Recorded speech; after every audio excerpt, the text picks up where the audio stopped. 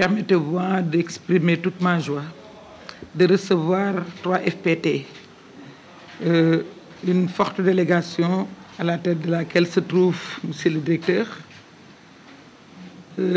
très enthousiaste, un directeur général qui en veut, qui connaît les idéaux que nous partageons et qui connaît effectivement l'ambition de nos autorités.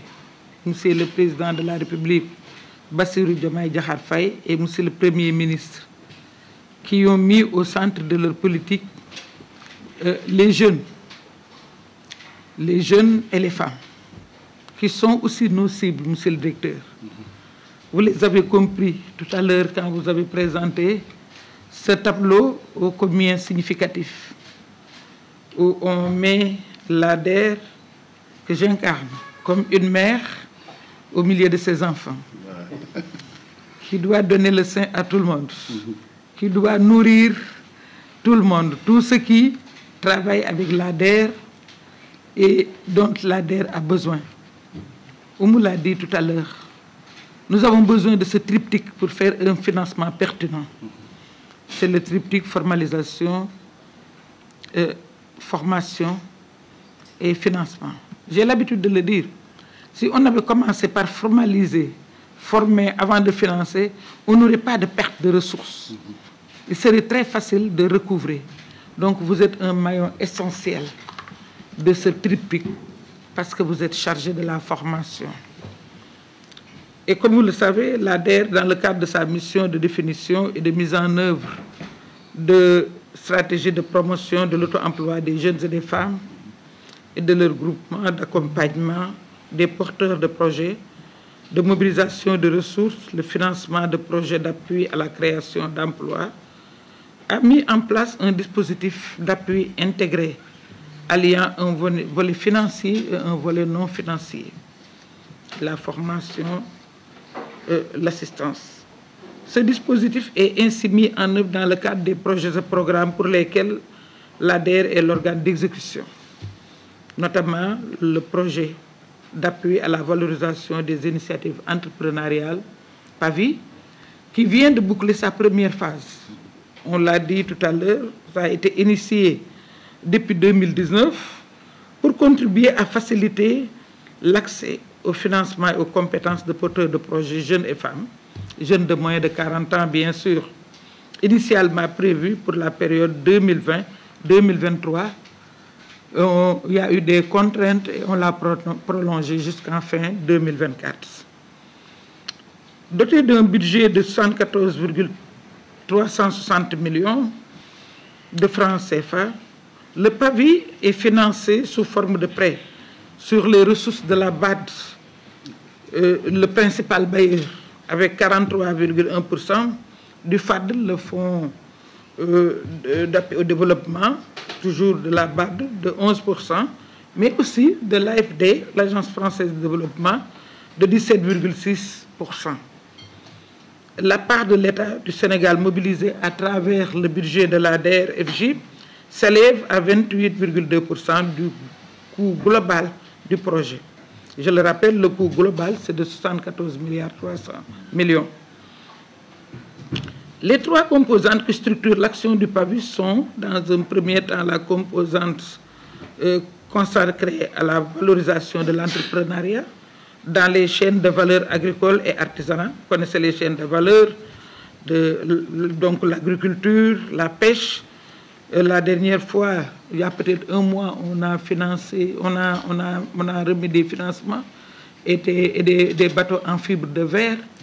On a ciblé 23 000 bénéficiaires pour une valeur de 16 milliards et financer aussi 127 GIE pour une valeur d'1,3 milliard. Donc, la pêche fait partie des chaînes de valeur. Prochainement, vous nous entendrez avec l'agriculture, l'élevage. D'ailleurs, nous allons vers des conventions avec ces secteurs pour mieux atteindre les cibles par les coopératives et autres organisations de femmes.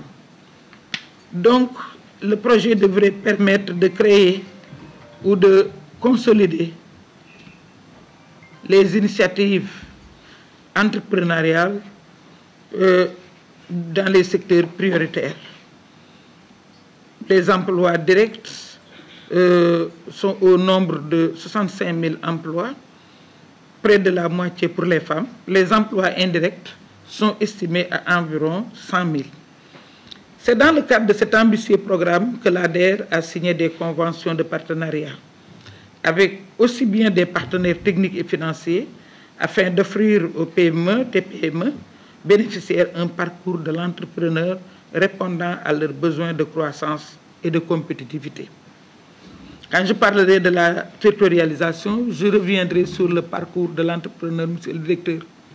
Ça m'importe beaucoup.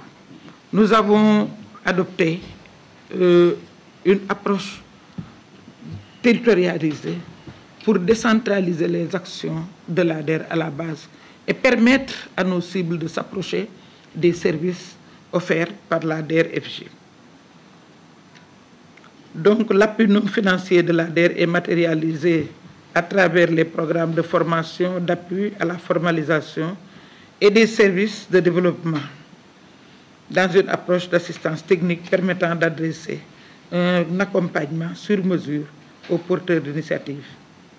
L'objectif visé est à la fois d'améliorer le profil de l'entrepreneur, relever le degré de maîtrise technique de l'activité des bénéficiaires et d'accompagner à la viabilité et à la pérennisation des entreprises financées par l'ADER. C'est ce que vous disiez tout à l'heure.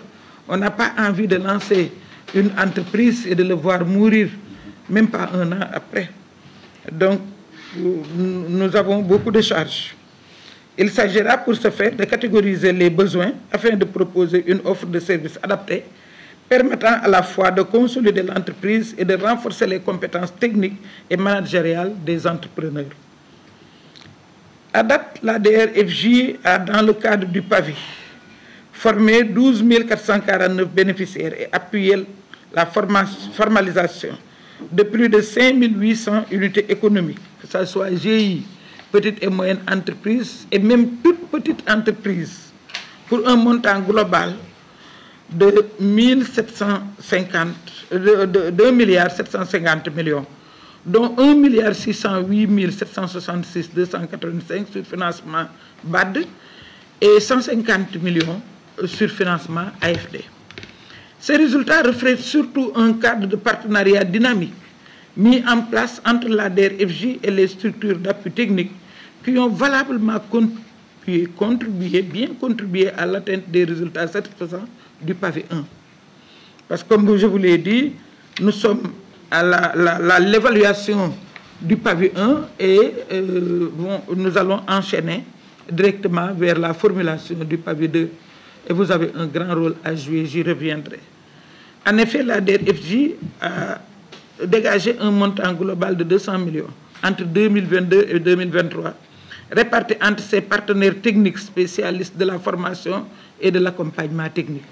ISRA, ADPME, 3FPT, ITEA, permettant ainsi d'accompagner 1107 bénéficiaires.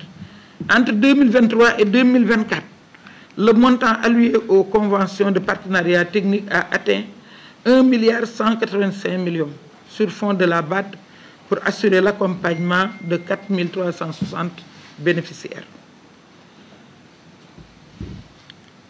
Sur fonds AFD, l'ADER-FJ a mis en place une enveloppe de 150 millions entre 2023 et 2024, répartie entre l'ADPME et 3FPT, qui a permis d'accompagner 749 bénéficiaires. Et c'est dans ce cadre spécifique que l'ADER-FJ entend mettre en place des abonnements afin de répondre à la demande sans cesse croissante en termes d'accompagnement technique. Et ce qui nous vaut notre rencontre de cet après-midi. 3FPT constitue un partenaire privilégié dont la collaboration a démarré en 2020 avec une couverture des frais de formation de 525 bénéficiaires pour un total de 15 sessions par le 3FPT. En 2021, 3FPT a réitéré son engagement auprès de la DER-FJ en contribuant à la formation de 1090 bénéficiaires pour 37 sessions. Des actions de reversement des bénéficiaires formés par le 3FPT se sont opérées afin que la DER/FJ prenne le relais pour les financer. Il s'agit particulièrement de 52 porteurs de projets de mariage formés par 3 FPT en 2022 et financés par la DER/FJ pour un montant de 213 778 760, dont 80% de femmes. 407 marchands ambulants formés par 3 FPT et financés par la DER/FJ pour un montant de 189 000 francs CFA dans le cadre du guichet autonomisation.